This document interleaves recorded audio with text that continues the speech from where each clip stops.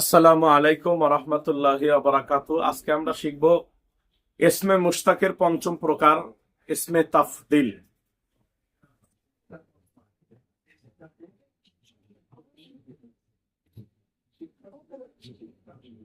ইসমে তাফদিল কাকে বলে? যে ইসমে মুশতাক দ্বারা দুইটি বস্তুর মাঝে তুলনা অথবা আধিক্য বুঝায় তাকে ইসমে তাফদিল বলে। আবার বলি, যে ইসমে মুশতাক দ্বারা দুটি বস্তুর মাঝে তুলনা বা আধিক্যতা বুঝায় তাকে ইসমে তাফদিল বলে। যেমন আমি বললাম,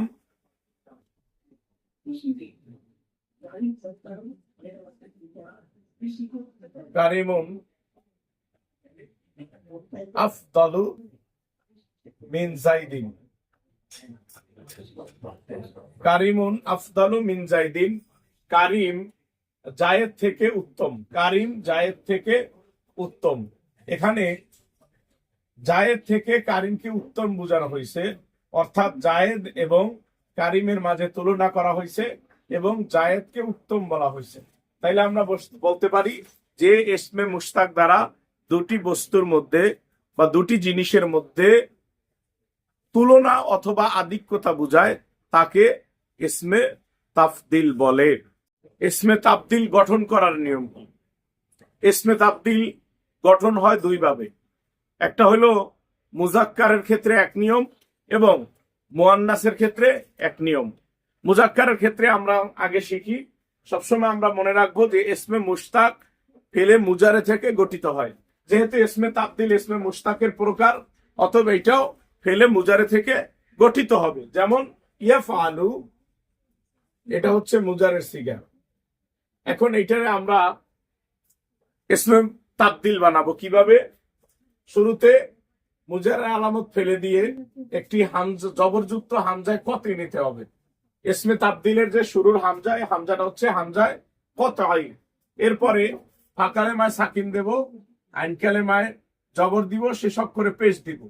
আফআলু ইসমে তাফদিলের সিগা হয়ে গেছে। শুরুতে জবরযুক্ত হামজা নেব, ফাকালেমায় সাকিন দেব, আইন কালেমায় জবর দেব এবং লাম কালেমায় পেশ দেব। তাহলে ইসমে তাফদিলের মুজাক্কারের সিগা গঠিত হয়ে যাবে। তাইলে ইসমে তাফদিলের মুজাক্কারের সিগা কয়টি? চারটি। আফআলু, আফআলানে, আফআলুনা,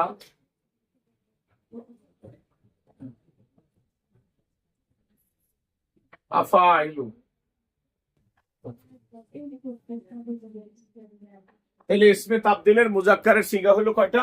চারটা। আফআলু, আফআলানে, আফআলুনা, আফআইলু। এখন অর্থ হবে কেমন? আফআলু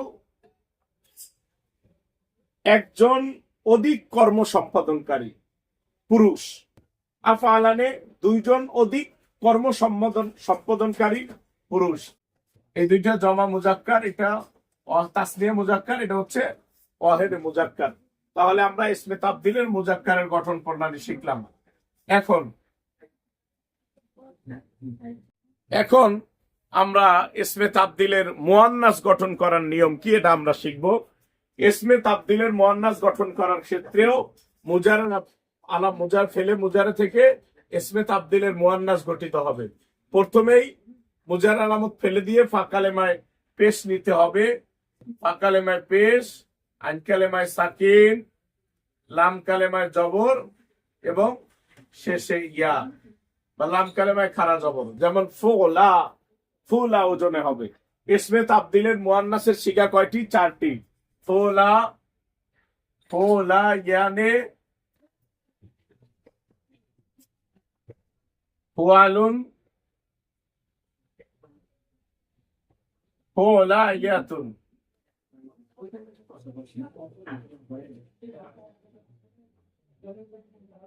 ফুলায়াতুন, ফুলা, ফুলায়ানে, ফুয়ালুন, ফুলায়াতুন। তাহলে আমরা এখন ইসমে তাফদিলের সিগাগুলো দেখি। আফআলু, আফআলানে,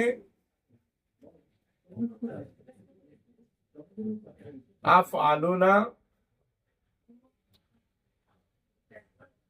আফআইলু।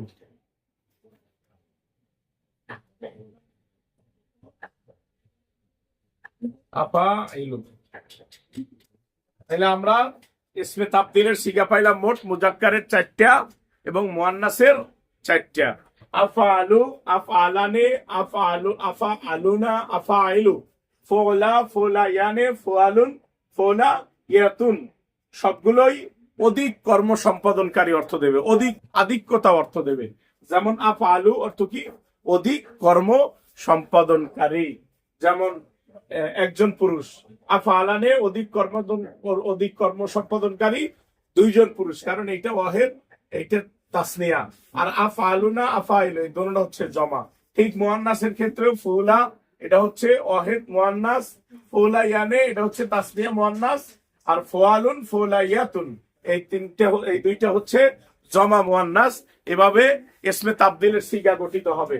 এখন ইসমে তাবদীলের ব্যবহার, ইসমে তাবদীল কিভাবে ব্যবহার হয়? যেমন আমি যদি বলি আফআলু, আফআলু, এবং এই আফআলু তো হচ্ছে ওয়াহেদে মুতাকাল্লিমের সিগা। আফআলুটা হচ্ছে ওয়াহেদে মুতাকাল্লিমের সিগা মুজারের, আফআলু নাফআলু। আবার আফআলু এটা তো ইসমে তাবদীলের সিগা। তাইলে আমরা এটা কিভাবে বুঝবো? এই দুইটা বোঝার পার্থক্য কি? এই দুইটার বোঝার পার্থক্য আছে। ইসমে তাবদীল 3 নিয়মে ব্যবহার হয়, এইটা মাথায় রাখতে হবে। ইসমে তাবদীল 3 নিয়মের বাহিরে ব্যবহার হয় না। ইসমে তাবদীল 3 নিয়মে ব্যবহার হয়। ইসমে তাবদীল ব্যবহার হয় 3 নিয়মে। 1 নাম্বার হচ্ছে ইসমে তাবদীল আলিফ লাম, আলিফ ওয়াল লাম দিয়ে ব্যবহার হয়,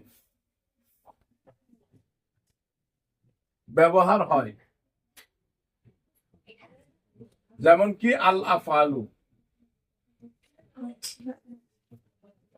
আফআলু, আল আফআলু।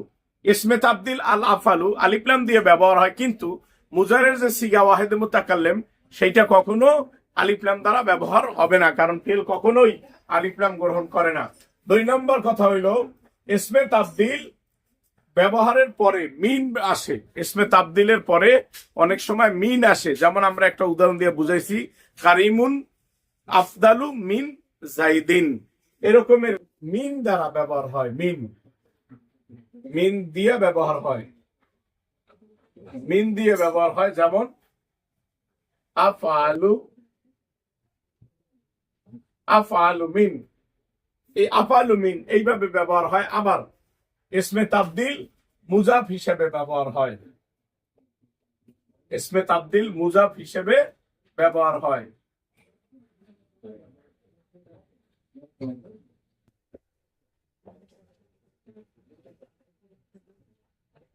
তাহলে আমরা 3টে শিখলাম। ইসমে তাবদীল 3 ভাবে ব্যবহার হইতে পারে। একটা হচ্ছে আলিফ লাম দিয়ে ব্যবহার হবে, মিন দিয়ে ব্যবহার হবে, মুজাফ হিসেবে ব্যবহার হবে। ইসমে তাবদীলের বাহিরে সাধারণত ব্যবহার হয় না, কিন্তু ওয়াহেদে মুতাকাল্লিম এই 3টে দ্বারা ব্যবহার এভাবে হয় না। যেমন আলিফ লাম ইসমে আলিফ লাম হয় না, মুজাফ হয় না, পরে মিন, এভাবে ইসমে তাবদীল এই ওয়াহেদে মুতাকাল্লিম সাধারণত এভাবে ব্যবহার হয় না। এই 3 নিয়মে ইসমে তাবদীল ব্যবহার হয়। আশা করি আপনারা বুঝতে পারছেন।